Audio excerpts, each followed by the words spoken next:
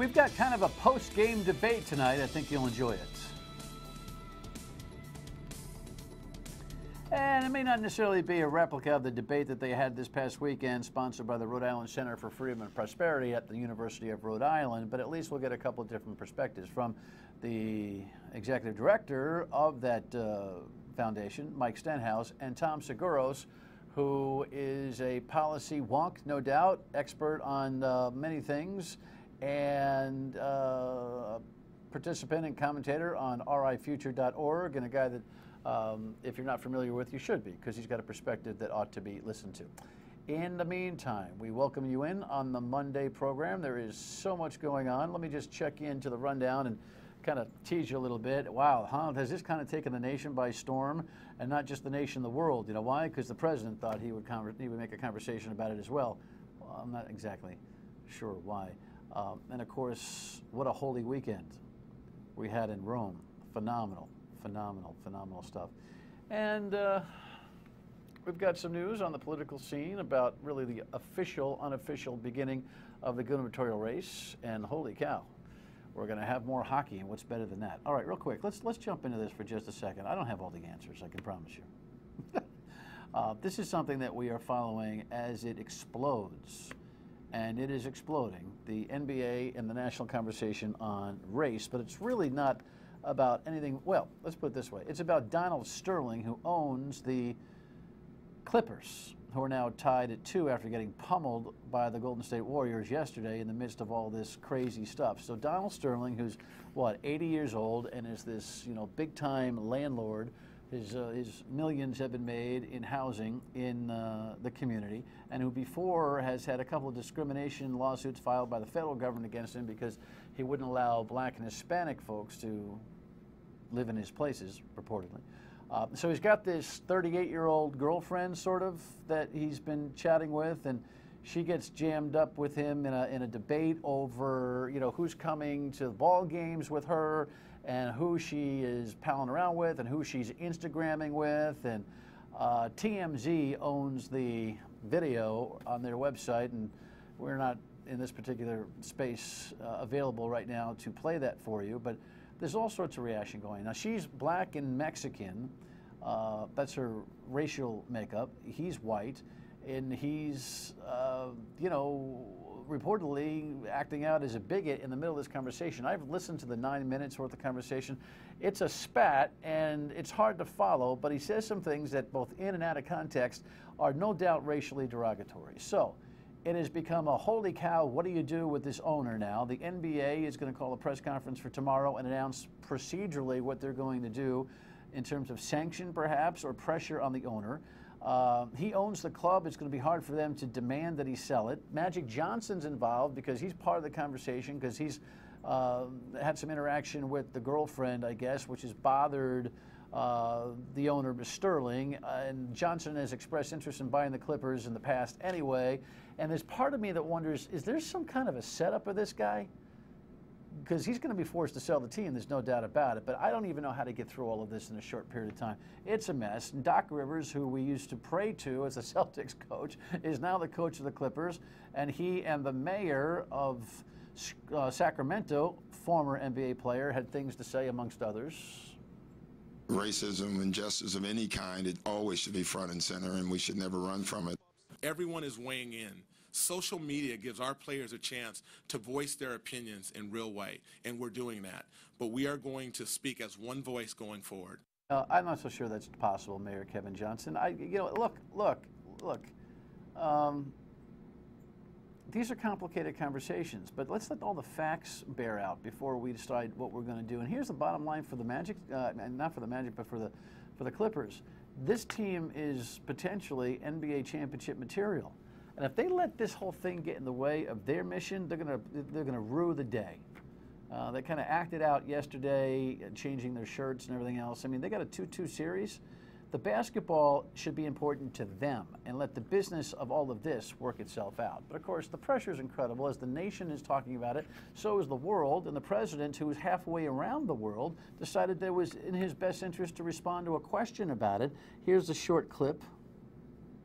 When ignorant folks want to advertise their ignorance, you don't really have to do anything. You just let them talk. He's standing there next to the president of Malaysia. I don't know why the president feels like he has to get into these things from halfway around the world. First of all, he admitted in a 3-minute narrative on this that he didn't know much about it, but he feels like he can wax on about it. He did the same thing with the controversy in Boston, ended up having a beer with a guy on the picnic table. You remember that? Look, I understand he's the first African-American president, and I understand the race issue is third rail for him politically all the way around. But you know what? Come on back home. Learn what the story is all about, Mr. President, and then talk to it, if you feel like you must. But it's a catch-22. Is it a worldwide national conversation? I don't know. But when the president speaks about it, it certainly becomes one, doesn't it? Move on. Wow. Can you imagine that even I am now talking about this as the third most important story, or third most important item in my rundown? I gotta have to go to confession over this. This was an incredible weekend in Rome. Here's the Italian newspaper rendition of the headline, and here's a short piece from the folks at Fox News over the dual canonization this weekend. A holy and historic event in Vatican City, Pope Francis bestowing sainthood on 2 of his predecessors Sunday. An estimated 1 million Catholics gathering in Rome, many around St. Peter's Square. 2 hugely popular religious figures of the 20th century, now called saints. Pope John XXIII and Pope John Paul II. Pope Francis speaking highly of the 2 holy men, sewing together their legacies for a watching world. You know, some modification on the miracle formula when it comes to sainthood by Pope Francis, but more and more I'm believing that Pope Francis is brilliant. This spiritual and symbolic move that he had to bring Pope John Paul II and Pope John XXIII together for canonization. One a liberal, Pope John, a liberal, Pope John Paul, a conservative, and moving these 2 philosophies together, so to speak,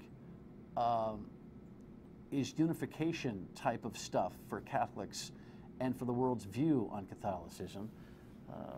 Saintly, spiritually moving, symbolically smart.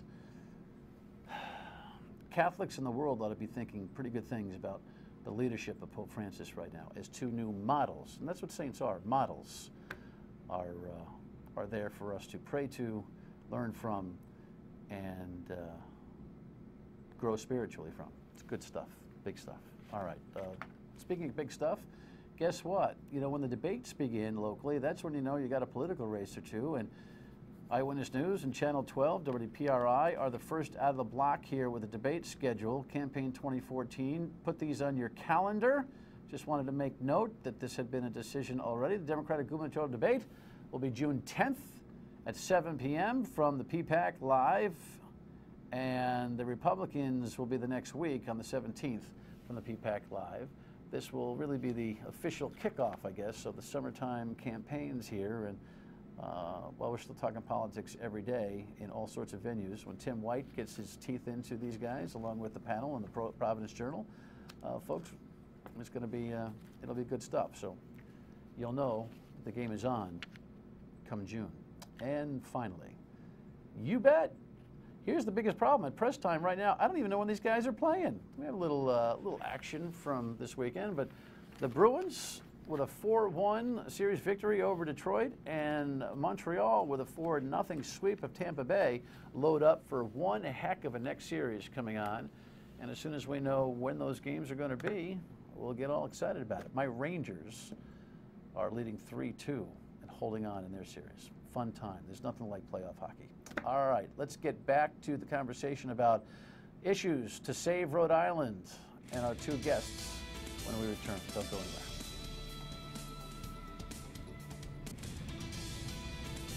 Welcome back in. So they had a little discussion at URI this past weekend. Listen, debates happen all over the place, but the Rhode Island Center for Freedom and Prosperity had a little special extra kind of finesse and panache that went along with. There's Steve Moore, who's from Fox News and Heritage Foundation economist, and there's Tom Sgouros, who's a local policy wonk and contributor to wrote on the future and an author and a guy who's got some very strong feelings, generally coming from the left, more coming from the right. And that's kind of how the whole thing was set up. Mike Stenhouse is the guy who runs the Center for Freedom and Prosperity. No stranger. Mike, good to see you. Thanks. Congratulations on the project. And Great Tom day. Sgouros participated. Did you enjoy Saturday?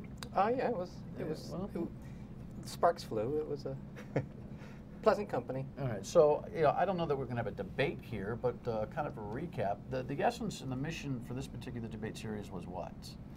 Well, we wanted to try to get at issues and topics that aren't always talked about by politicians or in the media. What's really at the core that drives our public policy differences, and with the caveat, what's really in the best interest for people? More government in our lives or less? And that was really the setup of the whole thing.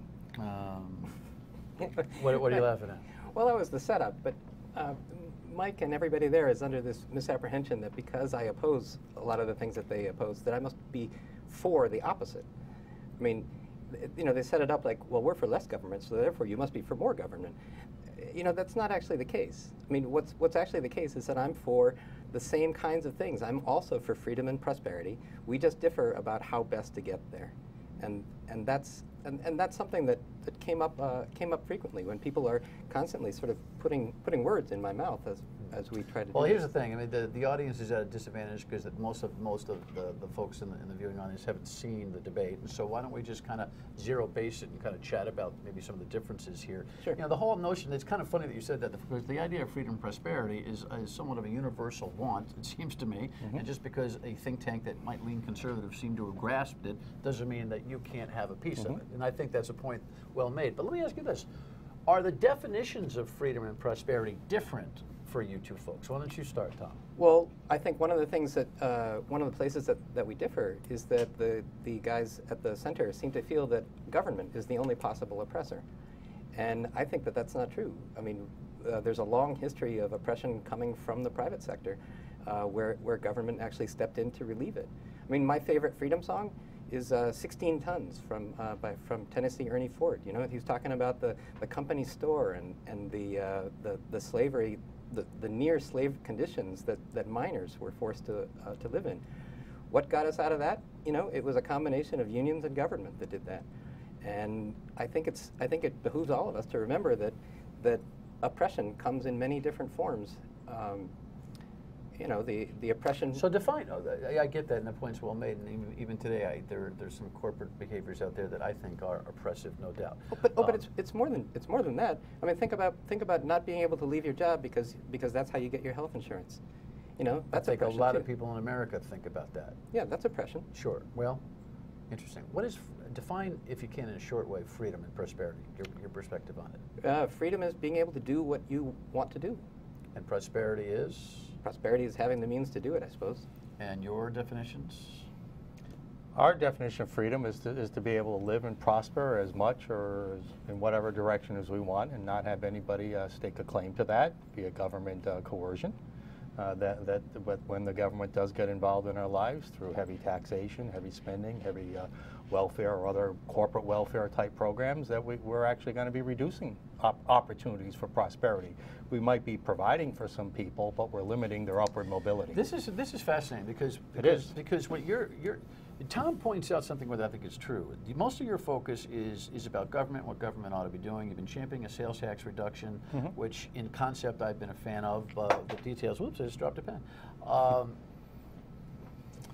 But most of your target, if you will, has been government.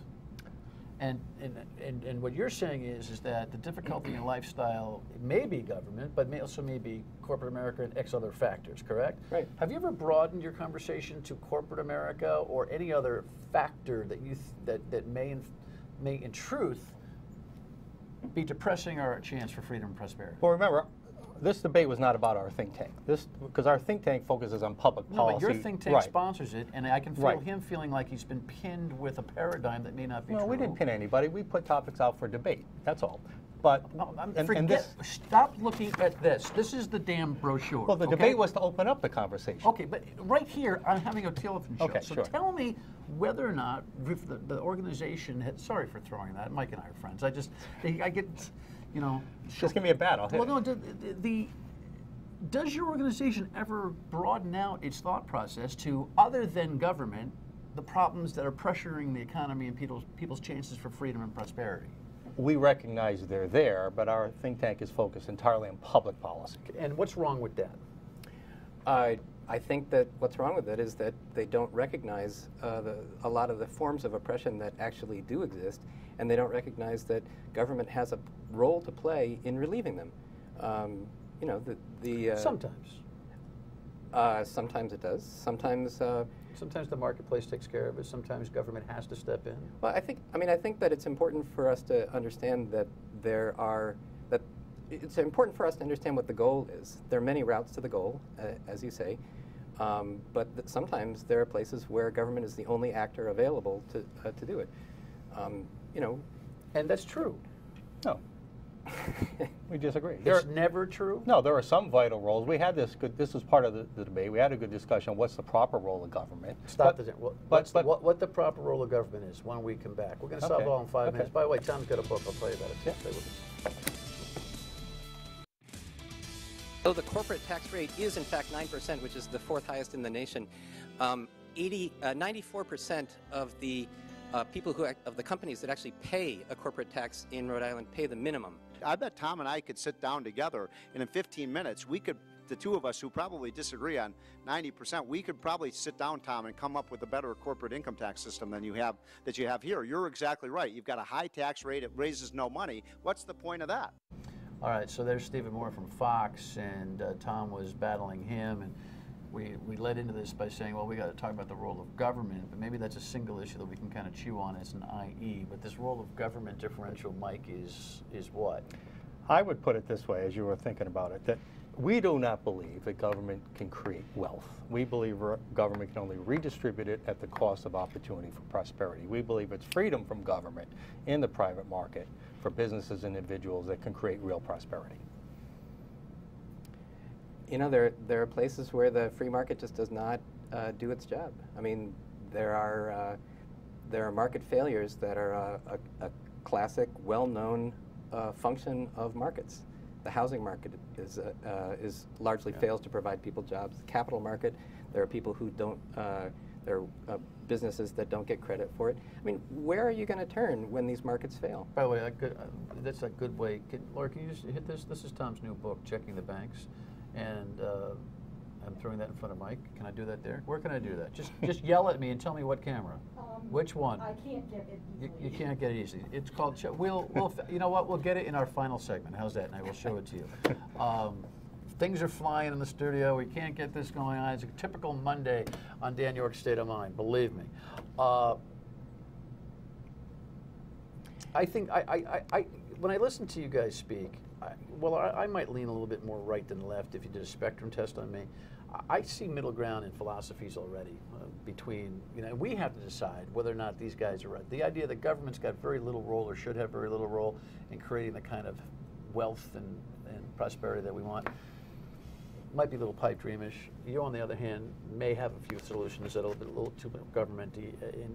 Let's tackle one of the issues that I think really is important, and you guys were debating it there, and that is the corporate tax. Your thought on the corporate tax would be what? You know, people use that as the Rhode Island corporate tax. The Rhode Island corporate tax, it's about 9%. It's got all kinds of loopholes in it, so nobody actually pays, very few people actually pay it. Well, like 98% or whatever small businesses are paying the tax I pay, which is the minimum corporate just the tax. minimum, right. And yeah, well, that's because of my accounting. That's kind of a dopey thing. But here's what happens. We wind up on the top of all these lists of business climate bad, terrible thing. And then what happens is that people like Steve Moore show up, and that's all they know about the state, right? They don't know anything else. And they start talking about how we're really socking it to businesses and how we're really demonizing business owners and stuff like that. I mean, Stephen Moore showed up here thinking somehow that we had been raising taxes on business and that we were somehow making it hard. And he was surprised to hear that there hasn't been a broad-based tax increase in Rhode Island since 1993. I mean, we've cut taxes for rich people in 1996, in 1998, in 2001. We did it twice, 2006, again in 2010. We actually borrowed to do the tax cut in 2010. Well, we have a high put at this point. You know, we come from a high place. Well, Yeah, But say what you got to say. Don't be. That's all happy talk. Listen, what Steve pointed out is bottom line. We're losing population. He pointed out that we're third worst in the nation number of tax returns filed. That's what Steve Moore said. And you can't look at any one tax. It's the overall tax levels in this state that are so oppressive. That our business climate is bad, not just because of the corporate tax, it's because of our lawsuit environment. That's government. It's because of the sales tax. It's because of energy tax. All those taxes are high because of bad government policy, and that's what we're talking about. Is there a solution? Is there a government solution to improving our financial performance and quality of life? Yes or no? Government is an inextricable part of making anything better. And so does it need to tweak it down? Well, I mean, listen, you want government to react to you. You want government to lower taxes on X number of levels. I want it out of my way. Well, it's not going to get out of your way completely, and that's what he's saying. Not completely. But do you believe that we ought to have some tax reductions in this next fiscal year in order to be able to make this thing jumpstart? You know, if you actually look at what the matter is, state policy has been, for the last 20 years, been pushing it onto cities and towns, been pushing responsibility onto the cities and towns and giving them less money. And because of that, property taxes have risen dramatically. And the effect of that is that taxes on people who have the least amount to pay have actually gone up. So what happens at the State House? You're coming back for more of that, because I'm running out of time. Where can people see the whole debate with Tom? Yeah, we will have the whole debate edited down live online at allrightfreedom.org within a day or two. Right. allrightfreedom.org. And I'll show you the book when we come back. Well, that's a first. Things are flying in the studio, and now we can. Let me show you the book. This is Checking the Banks by Tom Sgouros. I'm guessing it's available where books are available. I forgot to ask him. They're out of here. They're arguing in the parking lot. We don't have time for my state of mind, but here's how you can call me and feedback on what you just saw. 228-1886 is the number, stateofmind@myratv.com, and tweet and Facebook post at me, to me. The Dan York Show's out for Monday night. The head of the NEARI, Bob Walsh, tomorrow, 7:30 on MyRatV.